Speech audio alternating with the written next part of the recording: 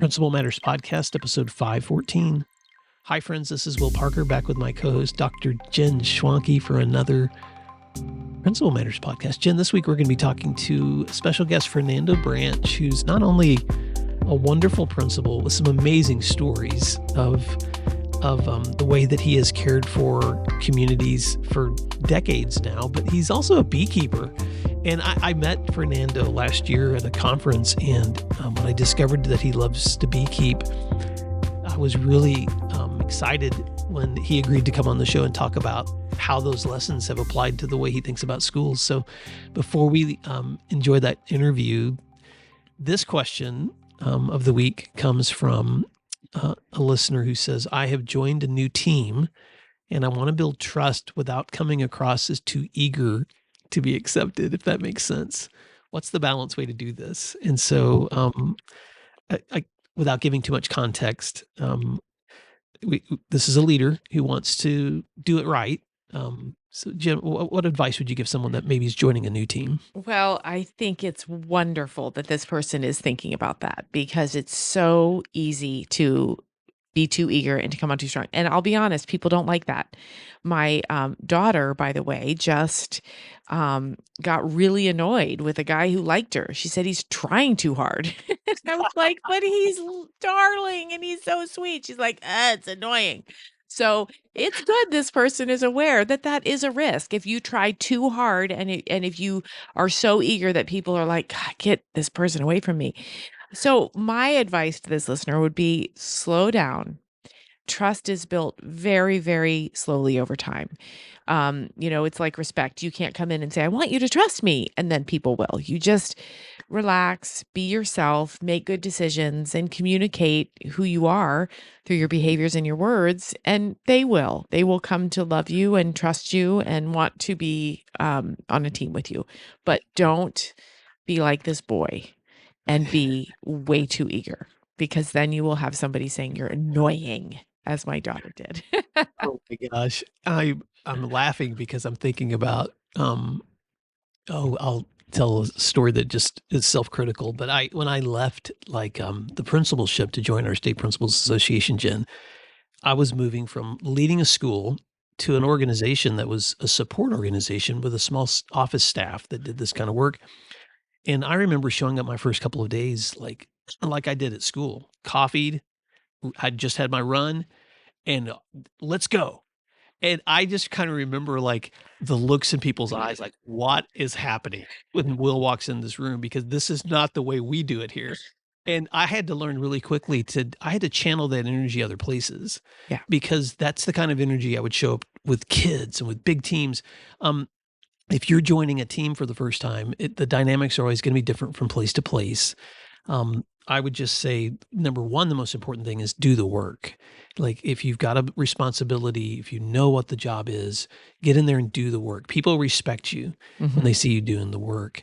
I think the other thing I would say, Jen, is I'm never going to caution people not to be friendly, because I Right. think it is important that you want to get to know someone and the names of their kids and what they do in their pastimes.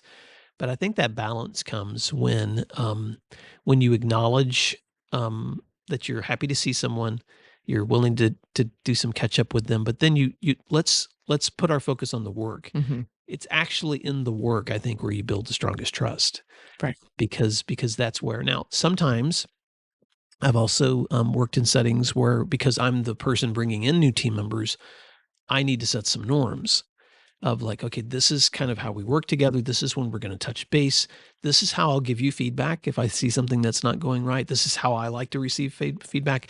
But in those cases, I'm kind of in the position of the leader who's guiding a team into what our norms are going to be. If I'm joining a team or someone else is that leader, I've got to learn to watch their pace. But if I'm unclear, and you and I have talked about this in other settings, sometimes it's okay to ask those questions.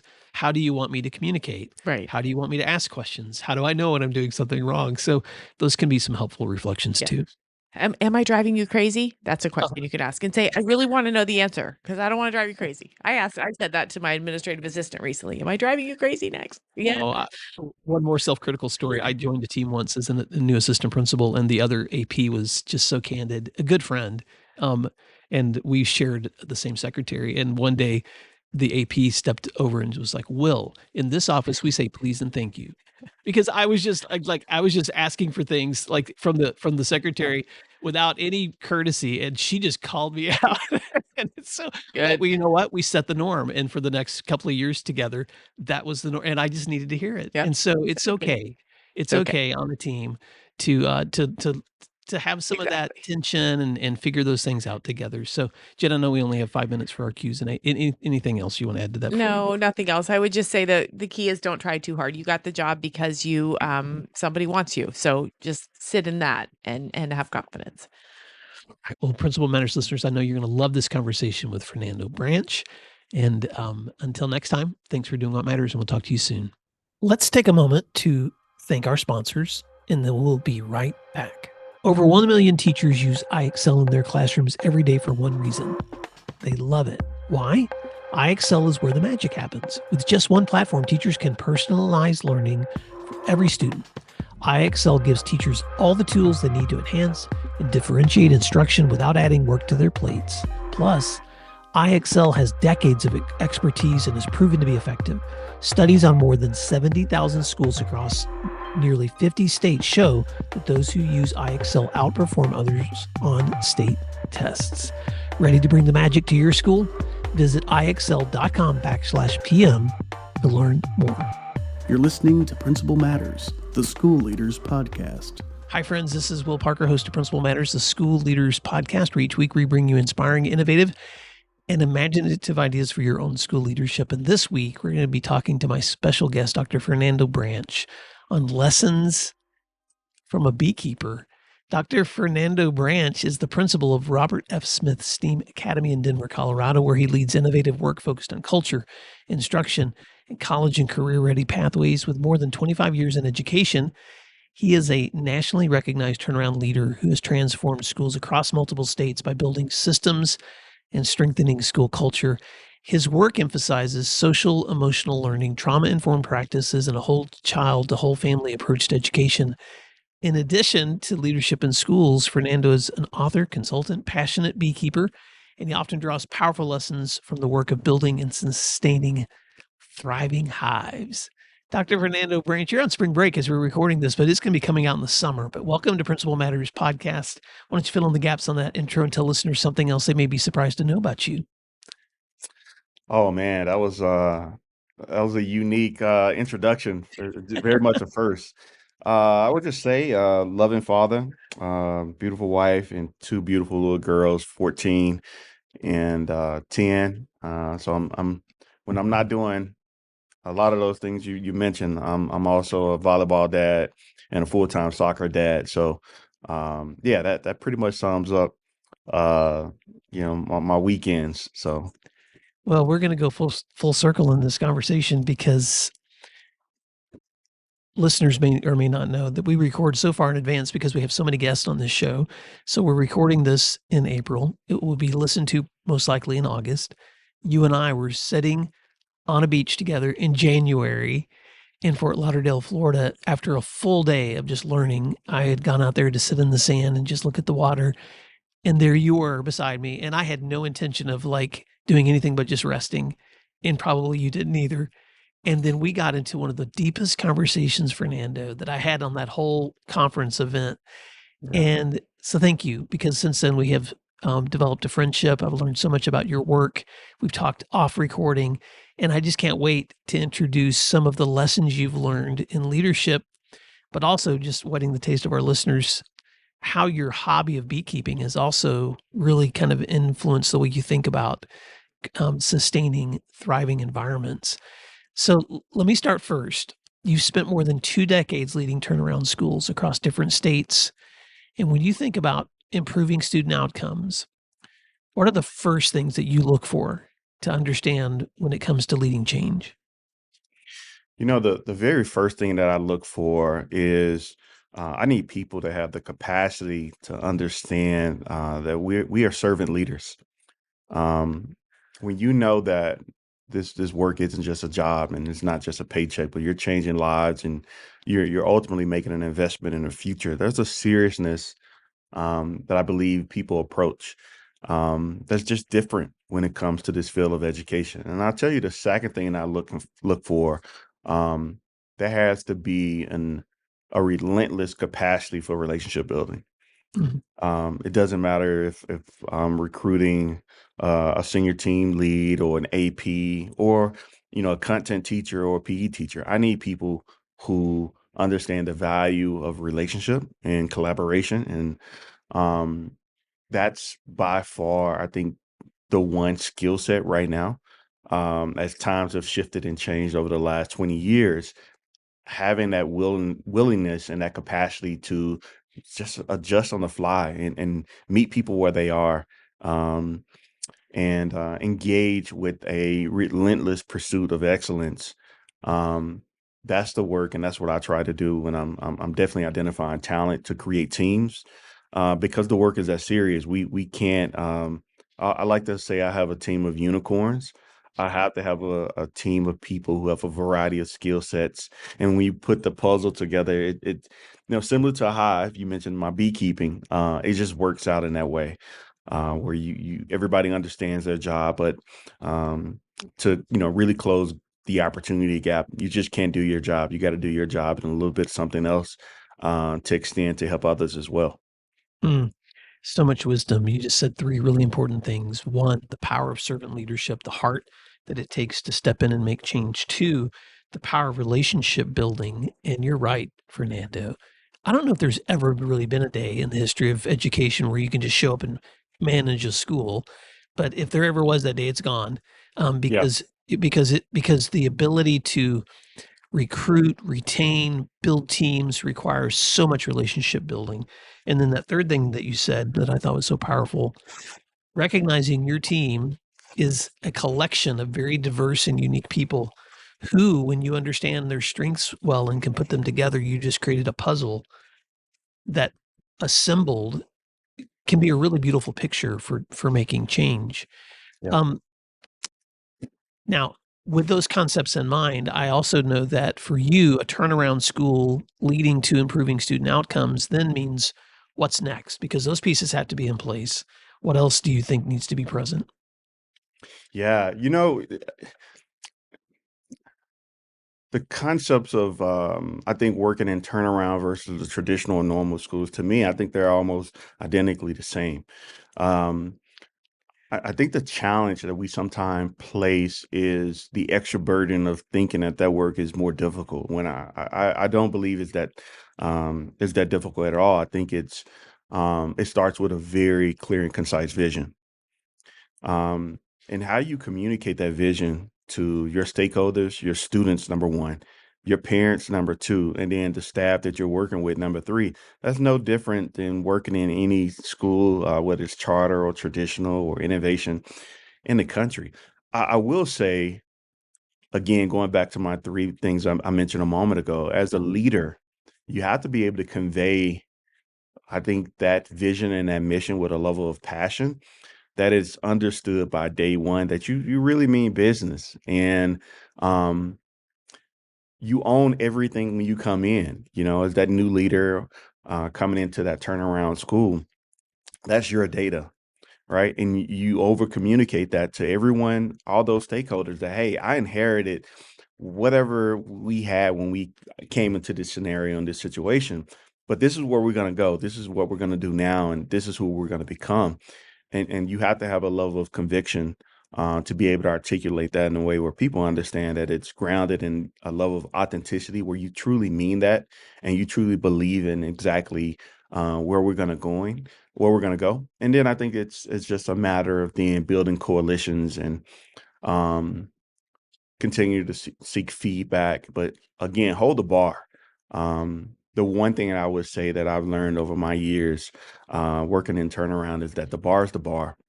If people set the bar to be mid level, and the expectations are really to be through the roof, um, you're only gonna get so far. You might not even get mid level, right? So I always approach those scenarios and those situations with the level of authenticity. And I tell all who are involved in the school that I'm leading that the bar is the bar, to exceed expectations when we know I tell you something, Will. My daughter once said, she said, "Dad, why do they say, what did she say? She stole it from somewhere. She said, why is it always a statement that they say that the sky is the ceiling?" And I was like, I don't know, London. Why is the sky the ceiling?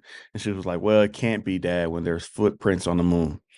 Mhm. I'm sure she heard that somewhere, but it resonated with me maybe 3 or 4 years ago when she said that in this particular assignment of Robert L. Smith, because she's right. There are footprints on the moon, and who are we to dictate what that bar or that level of expectation is um, for some of our students? So I don't put titles on my kids. I don't care if you know how the demographics describe you and them. Um, at the end of the day, the high expectations are high expectations, and the expectation is for them to be great, regardless of all the things that say socioeconomic, race, and gender. Take all that out the equation. If we get to quality tier one instruction and we have authentic relationships to support students, and we know how to reach all of our students, then we truly believe that they can put footprints on the moon. Mm. All right, Principal Matters listeners, just rewind that right there and listen back to that couple of minutes if you want to be inspired today, because, oh my gosh, Fernando, I'm a summarizer, but your passion and conviction communicates the ownership, the courage, the evidence-based action translated into authentic goal setting, and there's no ceiling. I what I appreciate about that is that and you're not I'm just setting the context. You're also saying this 20 plus years into this kind of work. And so this isn't an aspiration. This isn't something you've just studied or read about. This is work that you have been doing and are doing now. You also talk about in your leadership, because we've talked off the air, about a shift in your own mindset from whole child to whole family models. Can you Yeah. unpack what that means and why it's so critical to schools? Yeah. Well, you did your homework, man. I don't. I think maybe about 10 years ago, I realized because almost all of my experience has been in turnaround, outside of working in the nonprofit space for a couple years. So I've had the pleasure of having over 20 years of seeing turnaround um, through all the legislation changes, all the policy changes that we've seen in education. And I've come to a realization that, um, and maybe this is where the trauma informed practice piece happens, is that we as human beings all experience trauma, and it will behoove us not to believe and to think that our students, both elementary, middle school, and high school, don't experience some of these same traumas, but they look differently and they sound differently, right? And so, I truly tell you, about 10 years ago, I realized that I was in a turnaround school. A lot of the students I was supporting were experiencing homelessness, financial trauma, um, physical trauma, abuse, right? They were navigating generational trauma around poverty. All these things are generationally related. And I also realized that the existing structures and systems, um, we we don't have, or we didn't have the tools to be able to address these at a systematic level. So in other words, a soldier goes off to war and they experience PTSD, and when they come back to land side, home side, right? We give them the supports we need to navigate the trauma. We give them the medical attention that they need to navigate the trauma, the PTSD. But there's a reason they call it PTSD, because it's post traumatic stress, it's post traumatic trauma. I came to realization that our students, in some cases, they never get to the post stage, so it's prolonged.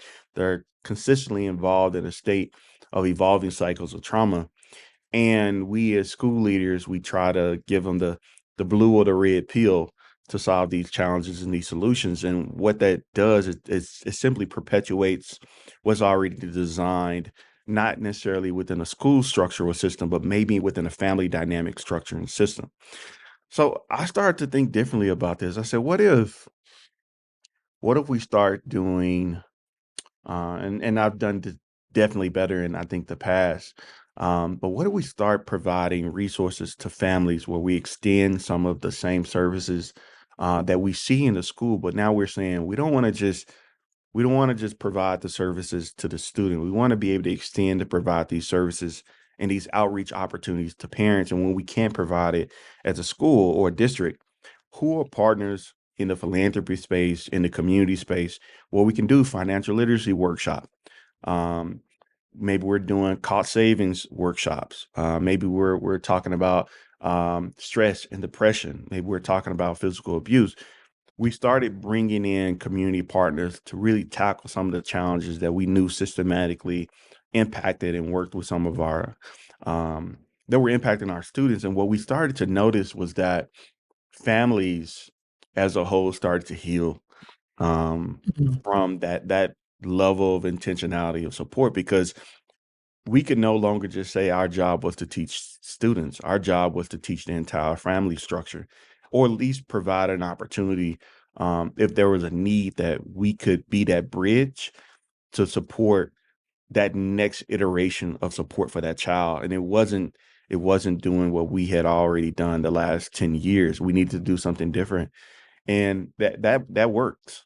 um, Bringing in the community partners, the philanthropy partners, the nonprofit organizations who are doing a lot of this work. It created um, a unique opportunity where you're not just bringing in industry partners and people in careers to work with these high school students.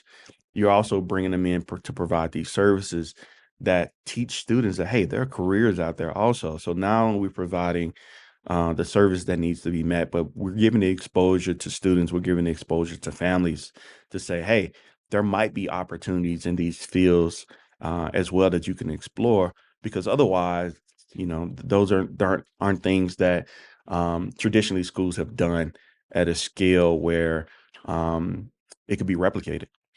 Wow. Okay. So I'm going to speak directly to listeners, Fernando, because um, I've just been thinking about this a lot lately too, that in your leadership, you often step into situations. I'm going to back up to some things you said earlier where you Hmm. recognize I have to have the vision and the passion and the conviction and the presence and the service hearted leadership model as I'm stepping in.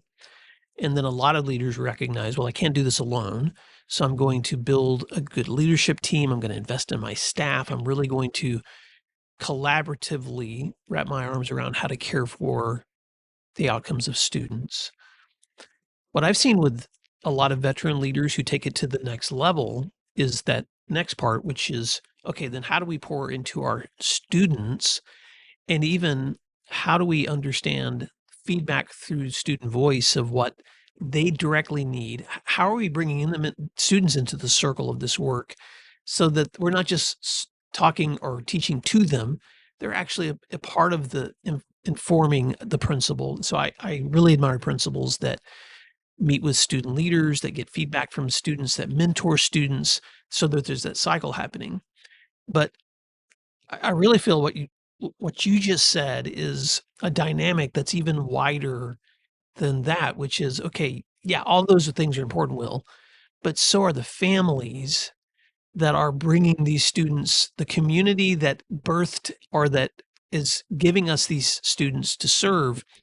If they're left out of the equation, then we're just precipitating, we're just temporarily addressing issues that could be talked about in ways that invite an entire community around solutions. And so I appreciated the PTSD analogy because, and you and I have talked about this before too, that not just students, but teachers and educators also experience a lot of trauma, Yeah. sometimes vicariously because you're managing other people's crises. And if the solution is only, okay, we're going to provide therapy, we're going to provide feedback to the student that's in front of us, but we leave out their families, man, we're missing out on a really integral opportunity. And so I just want to repeat one more thing you said too, which is imagine what it looks like when you build partnerships with your community to bring in resources to your parents on things like financial literacy, cost savings, stress and depression management, how to recognize physical abuse or emotional abuse, career exploration. And this doesn't just work for struggling, quote unquote, communities either. Exactly. All parents, all community members need assistance in walking through some of these just life skills Yeah. and understanding the dynamics involved in raising kids. And so, thank you for bringing that perspective to us. What else would you add to that in terms of the effectiveness of that whole family model versus just a whole child model? You know, well, we know now more than ever. Um, I, as an educator, we see our students more than their parents probably see them. I think that community piece is important too because it provides that bridge for the family. It gives them authentic ways to engage that if we're not building those opportunities, then we know a lot of parents are working one or two jobs in many cases. So um, it's essential. It's essential now more than ever because again, it's this isn't 20 years ago where those normal functions and just norms of society were intact. We have to do more now if we're going to change the outcomes, especially for the students who we serve. And I'll tell you one more thing that I do, Will. My students, it's high minority. I would say 98%. And when I first got there, people thought I was crazy because I said, hey, one of the first things that my students need to do, they need to get passports. Why? Is because I believe that travel is the best education that kids can get. And I don't care what neighborhood you come from, what street you grew on, what's going on in your community. Once you take a student out of the country and they get a global perspective that, hey, you know what? Maybe my situation isn't so bad, or maybe my situation is really bad. But there's power in perspective, and there's power in understanding at a young age, and even for adults. Um, Once I'm exposed to something different, I now have a choice. I have an obligation to make decisions about the direction that I want to go in. And there were a couple people saying, "Well, hey, these students they're not gonna travel abroad. They're not gonna um, partake in this. It's too difficult. It's gonna be too expensive." Last week, I had a group that just came back from Italy, and the first trip we took was Costa Rica last year, and it was like 16 or 17.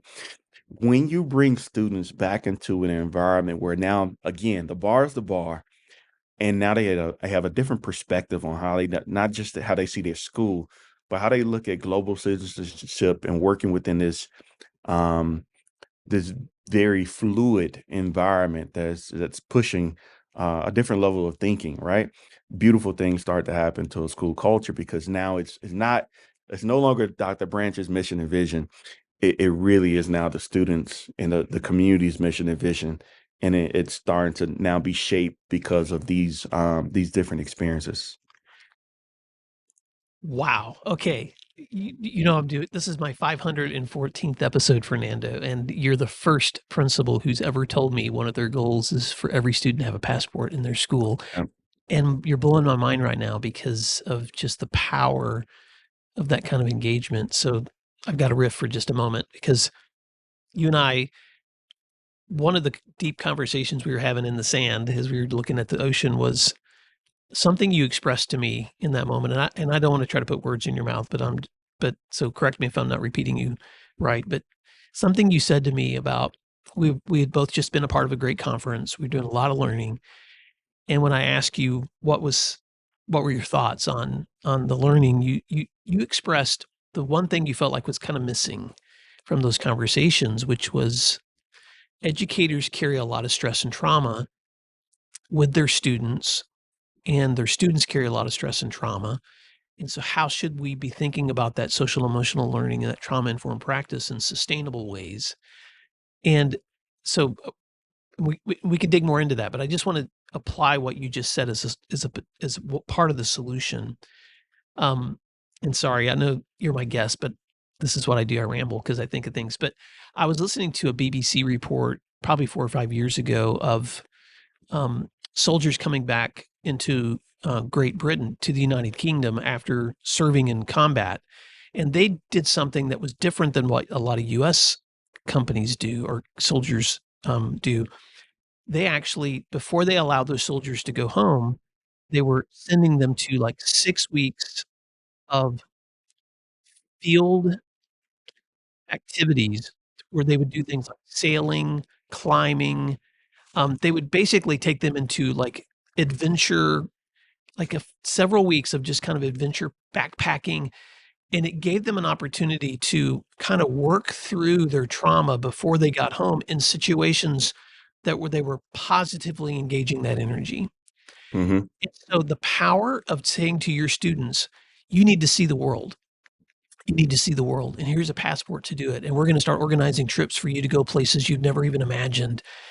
The ability for them then to have muscles and perspective and a use of their energy that may have been before trying to manage trauma to now be able to focus that in ways that um, give them a whole nother perspective and for that energy is that's so powerful, Fernando. And so I know you've done a lot of thinking about this. So I want you to continue. Talk to us a little bit more about why these kinds of practices are so important if we're really going to be thinking about not just teaching but healing our students um, in their learning.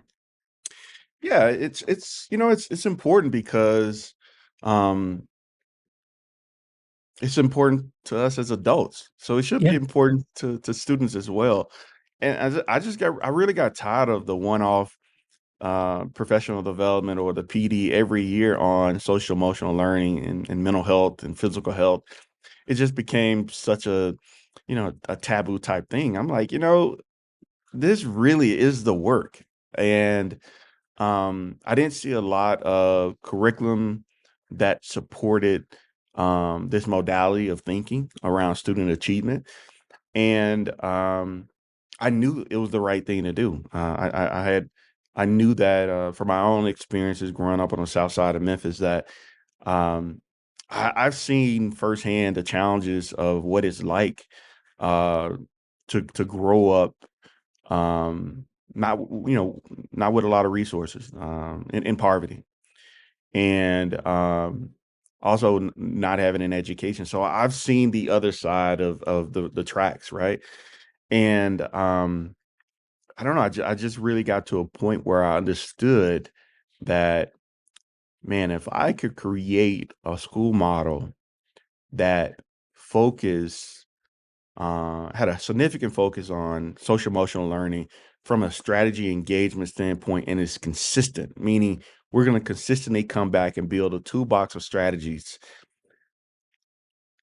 What would my life been like, or what would some of my classmates' life been like in their families and relative lives been like if um, they had a community approach to schooling that then shy away from the challenges of society, the most difficult parts that typically we as schools think that we can do nothing about, right?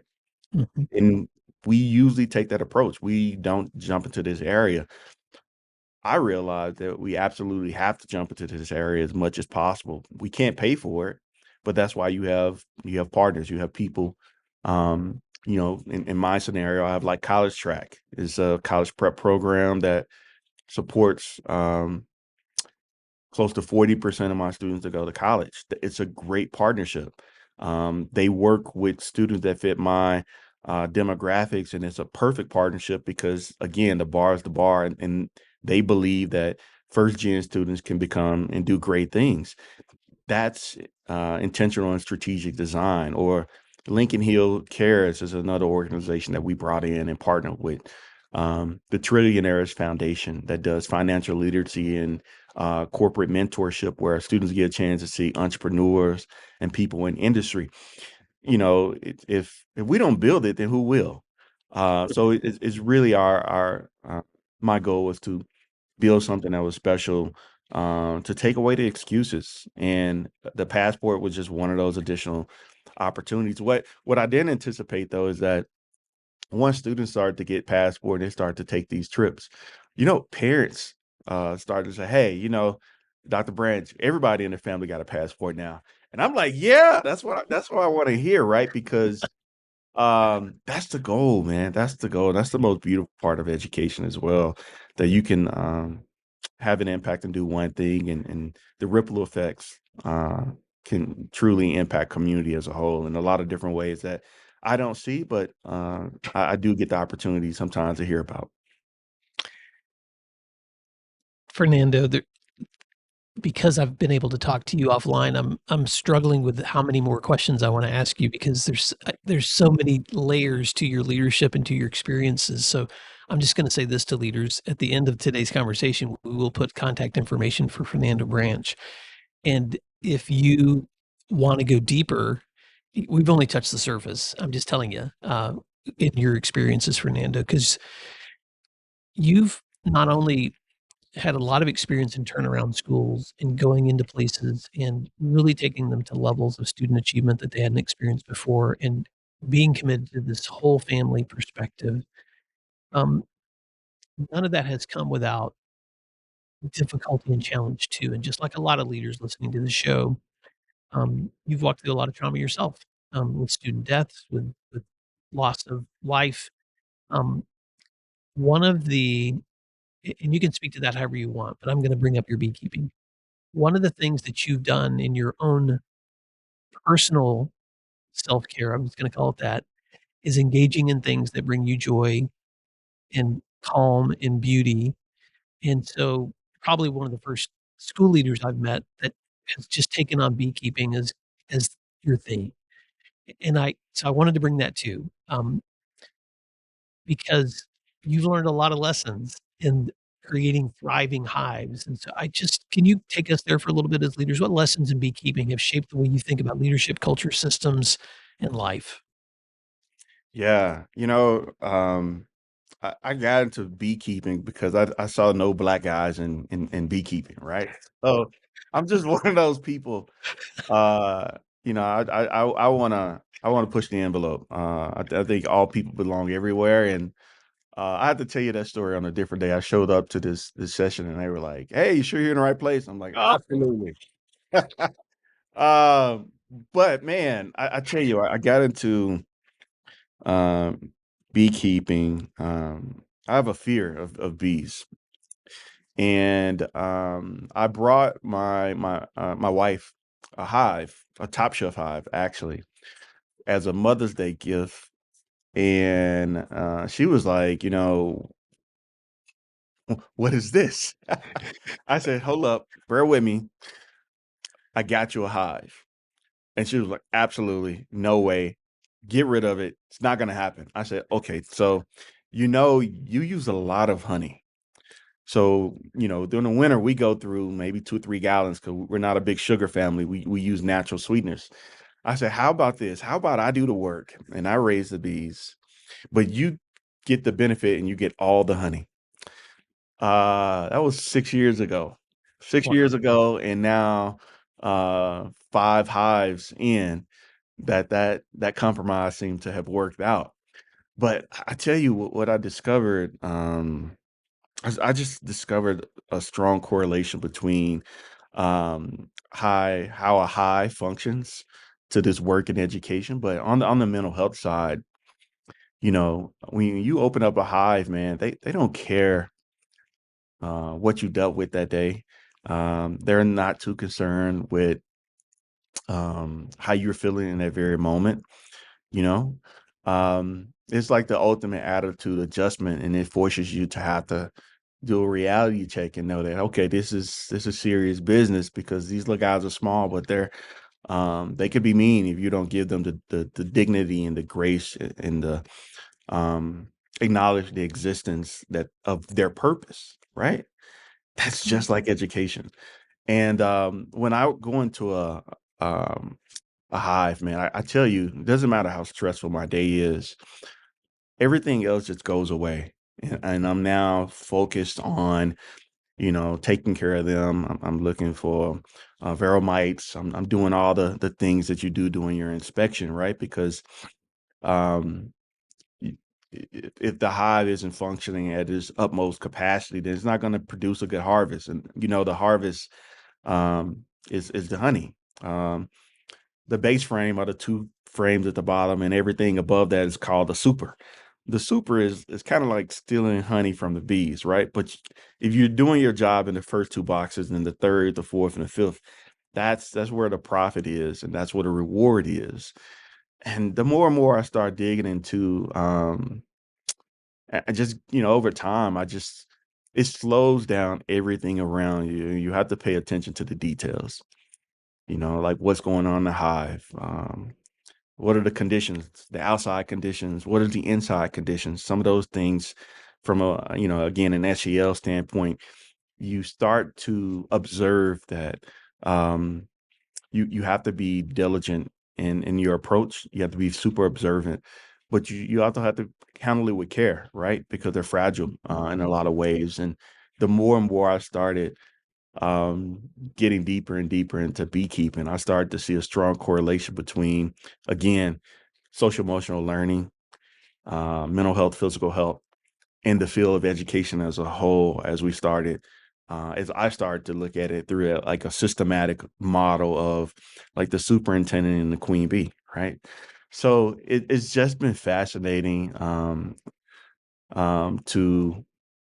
do. It's one of those things that really I get excited about it because it's therapeutic. It's for me, and um, I got a big project that I'll tell you about a little later that I'm working on with it. I think a lot of people are going to be excited about it, but it's truly one of those things that if you've never thought about beekeeping, the benefits to beekeeping, it's not just honey. It's for your mental health, it's for your physical health, and you might get some amazing stories along the way. Because I think laughter is important. It keeps you alive. It keeps the energy going, and for me, it's definitely one of those conversation starters. Oh my gosh, Fernando. I cannot wait for whatever project you're working on because I want to learn even more. But when you think about and my dad had hives when I was a boy, but I mean, that was a long time ago. So listening to you is like listening to a master beekeeper. But I'm going to just repeat some things you said in closing. When you open a hive, you realize those bees don't really care about you. They're focused on their existence, their purpose, their actions. They're moving towards production and performance. But as the beekeeper, you realize that the environment can kill them if it's not cared for, or if something's infecting them and it's not removed, it could kill them because there's no way to enjoy the profits, the produce, the rich honey of that hive unless that environment is protected. And so the beekeeper has to show up with diligence, observation, care, because you're dealing with an environment that is at the same time fragile, but also Fragile ecosystem. yeah, Yeah. but it's also powerful when it's all working right. And so, man, that takes the patience that takes, but also the wisdom. And so I just want to bring this full circle for leaders because one of the benefits of talking to somebody like you, Fernando, is you've done this work long enough that you understand there's not a simple fix when it comes to school leadership. It's a complex work that requires wisdom. And so for anyone listening right now, whether they're a new leader, old leader, as we wrap up, any parting words of advice you'd give to leaders as they're thinking about their work? And then how can listeners stay connected with you? Yeah. Hmm. Parting words. Parting words. I'm not sure if it was Les Brown or if it was Willie Jolly that said this, but um, he said it only takes a minute, only 60 seconds in it, forced upon you, then refuse it, then seek it, then choose it, but it's up to you to use it. You will suffer if you lose it, give account if you abuse it, for it's only just a minute, but an eternity is in it. Mhm. Take advantage of the time that you have. That time is precious in this field. um, Find the balance and find purpose with the time that you have. Um, I heard that when I was 18 years old on the campus of University of Arkansas Pine Bluff by Willie Jolly, actually. Um, and it had still been one of my North Star to this day. Um, that slows me down and makes me realize that life is precious. this work that we do is precious. And if that minute, if those 60 seconds have that much value add to me, then I should be able to um, fully jump into that with my students, with my staff, because that's 60 seconds. Those are minutes for them. And I want to give them the best, absolute best version of myself during that time to change outcomes for them as well. That's what I would leave your viewers with, your listeners with, and feel free. They can connect with me. I have handles on everything. Fernando Branch um, at on Instagram, on LinkedIn. Again, Fernando_Branch. They can also check out my nonprofit, CMOC, CMOCC.org. Hashtag CMOC on the nonprofit space, and just connect with me. If you want to send me a personal email, fernandobranch@gmail.com. More than willing to help and to support or be a thought partner. I love this work, and I'm a collaborator. I think that's how we grow, and that's how we get better. Well, Fernando Branch, it's only just a minute, but an eternity is in it. What a great quote, my friend. And one of the commitments that I've made in 2026, as listeners may have discovered, is bringing more practitioners back to the mic on this show of people that are in the work. And man, Fernando, thank you for such a rich conversation today. We have talked in other settings, and every single time I do, I just walk away a better person because of it. So thank you, my friend. And Principal Matters listeners, thank you for listening today and for learning, and thanks for doing what matters. We'll talk to you again soon. Thank you for listening to today's episode of Principal Matters, the School Leaders Podcast. If you enjoyed the show, would you take a moment and like, share, subscribe, or leave us a review? In fact, if you share it out with a friend, even more people can become a part of these conversations. Sign up for our newsletter at williamdparker.com for even more free resources. And don't forget to check out our website to learn more about our books, professional development offerings, Grow Academies, masterminds, executive coaching, and keynote presentations. Wow, let's keep learning together. And thank you for doing what matters. Principal Matters.